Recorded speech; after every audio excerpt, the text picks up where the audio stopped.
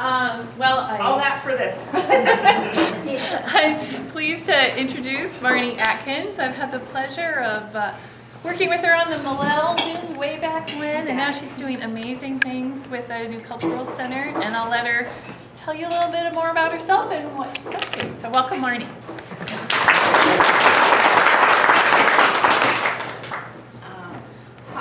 Gutzwalak.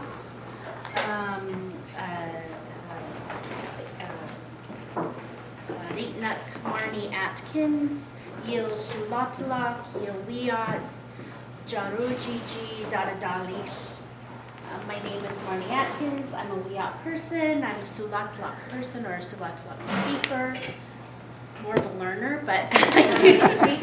And I'm from what is now known as Eureka. Jarujiji is not a direct translation of Eureka. It actually means a place to sit and rest. So if you imagine my ancestors, going from, North Bay to South Bay or vice versa, it was a nice place for them to sit, and rest their arms after canoeing. So they pull in the canoe and just sit and rest, and they're able to look at the island and just have a respite. I'm the cultural department director for the Wiyot Tribe, and I oversee programs such as our Sulatlak learning program, so our language program. We have a tribal linguist in that program, and we have a language assistant in that program, and they're doing super cool, fantastic things. We recently received a 3-year grant through the Administration for Native Americans to develop curriculum that will eventually end up in Loleta Elementary. That's where a lot of our children go. But eventually, who knows where it might end up. And so we're very excited about that. There's whispers and murmurs that it could end up at CR. So that would then qualify as a language requirement. It would qualify for that, so fingers crossed. But it was a game changer for us because for probably, 15 years or so, we've been doing it sort of ourselves, on a shoestring budget, winging a prayer. We've been kind of reclaiming our language over all these years. And to have that kind of funding is just, honestly, it's a game changer because we can now, we have resources, we have access to resources, we have humans, that have this capacity to develop curriculum, and then we're going to do some teacher training and things like that. So that's very exciting. I also oversee the Daguru Louwi Cultural Center, and that is the Wiyot Tribe's Cultural Center in Old Town Eureka. We're right next to the Gazebo. Come see us. Big brown building. It used to be Restoration Hardware. Who? Okay. Yeah, look at, I know. Everybody's like, yep, you've been here a while if you know where it's at. Some of the newer folks might remember it as Sassafras, which was a children's clothing and toy store. So maybe if you're younger, if you have grandchildren, you might remember it for that too. That's where we are. The tribe wrote a grant years ago to actually build our own cultural center, but when we started looking into the costs, it's very expensive. So we ended up using the Housing and Urban Development Grant to purchase that space. So we actually own that space and then a little office suite upstairs, which is amazing. So we signed on the dotted line in September 2020. I was at that time the manager of the cultural center and yet to be named at that time. And I just need to share with you all that the best, most perfect time to buy an old building that needs to be fixed up is during a pandemic. Just so you know, when your next one we have, that's when you fix up your old building. My goodness, so it took us, a proper year to really kind of finish up, honestly. If I lacked resources, like timber, lumber or something, or paint, I didn't have the people, or, if I had the people, but I didn't have the supplies. It was just, anyway, but we made it through. And I learned a lot about patience and perseverance and project management. So we moved in October 2021, and then we kind of opened quietly around solstice in December 2021. And we've had some smatterings of openings and closings because it was just me. And as the cultural center manager, we worked with my schedule, so it wasn't a consistent, we're going to be open Tuesday through Saturday from, it was like, oh, look ahead to the next week. We're going to be open these days. So but now I have an employee, woohoo! And I know we're like, whoop. And I hope, she's fantastic. She's just such an awesome human. And I'm super lucky, and I hope she stays, right? I'm like, I don't want to put too much on her. You know what I mean? It's like, let's sneak up on her a little bit and give her a little bit of this and a little bit of that. But she is absolutely fantastic, and I'm super excited that she's there. And so she will keep us open more frequently. And right now, our days are Wednesday, Thursday, Friday, Saturday, from 12 to 5. And we are hiring one more person, and I think if I can get a good teammate, a good team in that cultural center, who knows what in the heck we can do. We're already talking about programming. We have been the whole time, but who knows what we'll develop. But it's always of course programming for Wiyot tribal citizens and Wiyot descendants. But also we want to do programming for non-Wiyot people. We want engagement and education. That's one of the purposes of the Cultural Center. So, keep an eye out for us. We'll be having programming talks, things like that, to come in and just listen and learn. And other than that, the cultural department, holy smokes, we're very busy. It's basically a staff of me, because the other two belong to the language program, and then the other person belongs to the cultural center. So the cultural department, hi. So we do a lot of projects. Right now we're working on different signage projects and things like that. We're very busy, but it's great because it's all about community engagement and outreach, education. Not a lot of folks maybe know about Wiyot history and culture and language, and so that's where we come in to try to share that information and ask questions. So that's where I'm going to stop now, and I'm going to say, what do you got for me? Do you have any questions? Or yeah, I do have a question. So as you transition hopefully to having the Wiyot language as part of the program at CR, as meeting one of the requirements, do you know other colleges that have indigenous languages as their as part of their meeting that requirement? Right, yeah. Well, currently CR does for Hoopa and Yurok. Oh. So yeah, you can take those classes right now. Especially if you were just sort of starting out in your educational journey and you needed to complete that language requirement, boom, there you go. You've got 2 local languages at CR that you can absolutely learn and qualifies for your graduation. Then we've got, I used to go to University of Oregon, so up there they have Ichishkin, which is a language of sort of Washington and sort of northeastern Oregon. That's being taught there. Other than that, I don't know, but I know that there are. Well, yeah. That's more than I knew. So okay. Yeah. That's wonderful. Yeah. Feel free, check it out and enroll. I think it's cool and that Who were you the can go. keepers before this? Who keeps the language alive? How do you get it into Yeah. curriculum? Yeah. Well, Up until now, we've been mostly doing community language classes. So our curriculum was sort of built on the fly, actually that's not true, built to requests from the community, from the tribal community. So a lot of folks would come in and say, I want to learn a song, or I want to make a song, or I want to learn how to pray, or that kind of thing. So a lot of our work was helping them to make those songs or prayers. Folks love place names.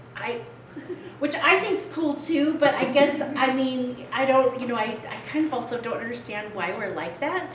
I don't know, do you all like learning new place names or anything? I'm surrounded by folks who are like, yeah, I want to know what that place name is. And I often, yeah, you do? Yeah, she wanted to, say about, besides Entrepreneurs Club, Loleta and I also run Language Exchange Club here in Arcata. And we meet every first and second Fridays of the month at La Familia Cafe. And we have people regularly attend from, traveling from all over the world, sharing their cultures and language. And we would absolutely love to have, someone either or yourself attend and share some Wiyot culture and language. That would be really amazing. I got you, we'll talk. I would love that. Yeah, I would love that. So that's kind of where our needs were. And then plus just sort of teaching, like kids love animals. So we would teach, animals. So it's really been sort of a community-driven effort until recently when we got this funding where we're like, okay, now we're going to, collate and, gather together everything and put it in sort of order that the youth at a Loleta Elementary could actually, it doesn't, California state standards, so it meets those sort of language requirements for state standards, so it doesn't detract. It's not a waste of time, because some people are like, well, why are you teaching this language right now? Like, it's just a waste of time. Doesn't qualify for the state standards. Don't worry, we got you. So we do that kind of thing too, you know what I mean? Because we don't want, of course, to hold back our youth, but we want to enrich and lift up. One thing, it's absolutely proven that the more a young person knows of their language and culture and heritage, they are less likely to, to have like those stress factors like ACEs. They're less likely, they're more resilient because they know who they are and they know what they're supposed to do in the world, and that's what our language shares. Is it has in it sort of this world view. It has science in it. It has math in it. It has descriptors of places in it and what happens there. So that kind of thing is very important because it centers you in who you are and your place. So then you can go out into the world and be sort of this little person who grows up to a big person and can feel confident in themselves. So that was a lot about language. Yeah, of course, that was a lot. We went down the rabbit hole on that one. That's great. Is there anything? Yeah, please. How has the language been held over the years? That is, how have you managed to continue to speak it and understand it? Yeah, so that's a really good question. It came, our ancestors made very difficult decisions about not transferring language, not teaching it. So, because that was a safety mechanism, that if you don't teach language, if you don't teach cultural practices, then you're less likely to get hurt by Euro-American settlers. So that was a really pointed, right? But in the early 1900s, to kind of, maybe the 30s and 40s, right in there, there's this idea of salvage ethnography or salvage linguistics. And so a lot of ethnographers, anthropologists, linguists were like, oh no, all the Indians are gonna die off. They're all gonna be dead here pretty soon. Not dead yet. Got a couple more years. But, so they all went out, right, and wrote and gathered all this data, language, culture, whatever, all that. And then they went home and they wrote their dissertations. So these dissertations, for example, one was written in the 1920s by Gladys Reichard, and we've got her dissertation. Then Carl Teeter came along in around the 40s, 50s, and also documented. So a lot of written and recorded materials were held, as well as families holding language knowledge within their homes, kind of discreetly. And through those discrete efforts and working together as a community, and then the written and recorded materials, we've been able to reclaim these languages. Now that's why we need a tribal linguist. That's why we need a linguist, because I'll look at it and what are these people talking about? You know, like some of these linguists would just like write foofy fancy words to describe some new thing, which really isn't a new grammar thing or a new semantic thing, right? They're trying to get their PhD. So they make it difficult. I'm just like, just talk to me plain. Just talk. So we need, you know, this special linguist who's trained to decipher the linguist's information. So that's how we've done it, is sort of through family, through small community efforts, sort of discreetly, that has carried on over the years. And then as new information such as these dissertations, you know, these grammars, these concordances, these recordings have come to light, we now also use them to reclaim. And so I have a lot of wonderful recordings of several of my elder ancestors who were speakers and who have since passed on, but it's awesome to be able to hear them speak, you know, yeah. And that's available on the website, correct? Some of it is, yeah. If you go to our website, wiyot.us, and look for language, we have a lot of recordings on there, and we share, you know, we always point teachers like to go and go there, especially with the animals. We use QR codes extensively. Where are we? Where's the health sport? Right over here, right? Oh, is it this one? We have... okay, I'm going to take your word for that. So we worked with the city of Arcata to a couple years ago for the Heritage Month. I think it was May. And we worked with Janet Eidsness, we worked with Lineca Butler, who's the tribe's linguist, and I developed sort of a narrative about that space because it used to hold a huge village site. And so if you go there and scan a little QR code, which apparently is on some little signage there, you can hear, you know, we put together a narrative and then we introduced a lot of language that you can go and listen to as well. I don't know if, has anybody done that? Has anybody okay, everybody's homework is to by Monday, it's due Monday, to go and do that. All right, there's a quiz next Friday. Yeah, there's a quiz next Friday. I'll be back.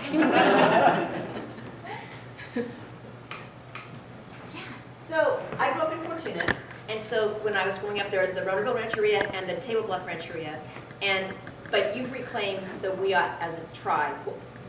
What was that process, and when did that happen? Yeah, so Table Bluff Reservation is a place. Okay. Wiyot Tribe has always been Wiyot Tribe. Right. But usually how it was said was Wiyot Tribe dash Table Bluff Reservation, or vice versa. I don't know, because I know there's a sign. So it's just Table Bluff Reservation is the reservation that holds the tribal government, and of course it has some homes there and things like that. The Bear River Band of Ronerville Rancheria is across the highway, and that is where their tribal government is, and some homes, and their businesses, that kind of thing. Does that? Well, yeah, I just, because I've done some work with tribes, it was like they weren't federally recognized for a period of time, and they had to gained their federal recognition Yes. as a tribe. Yes. And that was probably, I don't know, a while ago, but not all that long ago. It was around, but there was a huge swath of unrecognizing tribes. The federal government went through and just said, you've been assimilated, you no longer, yeah, right, you're no longer Wiyot, you're no longer Bear River, whoever. They basically unrecognized a whole bunch of folks. And this was hundreds of years ago, right? No, this was just like, yeah, right, yeah, hundreds of years ago. This was around the 40s, I think it was. And so we had to sue the federal government to re-recognize us because we were still here. We still practiced, we still did our, everything. We were still on our homelands. So we had to sue and then go to the, court system and all this, and then we finally were re-recognized. Thank goodness. Or else I wouldn't have ice cubes. So if I hadn't been discovered, where would I'd be lost in the wilderness without ice cubes. Yeah, exactly. It's a disservice to me. We laugh, but it's sad. I know. I mean, the whole idea of just discovery, right? Yeah. It's just, yeah. I like to actually share that if you look at sort of local history where Euro-American settlers were kind of coming across, and they kind of journal, or write their diaries, and they'll say like, oh, it's just this wilderness, everything is wild and open and free, and it looks, so to me a wilderness is just, it's wild and you can't, there's no care in it, right? But then in like the next paragraph or a couple down, the oak groves were so well manicured. Who did that? We did that, right? We cared for the oak groves so that they wouldn't get diseases and we could eat the acorns and, all the hazelnut bushes, they're just growing everywhere and I can't even believe it. Yeah, we did that too.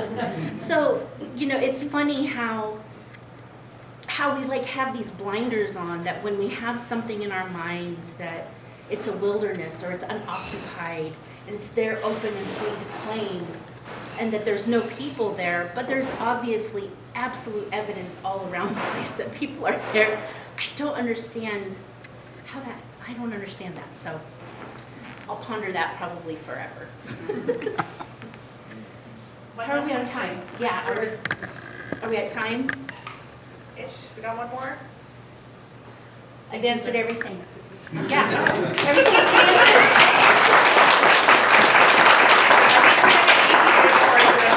What was that? We're gonna eat acorn. Acorns, and then we'll be back. Okay, that sounds good.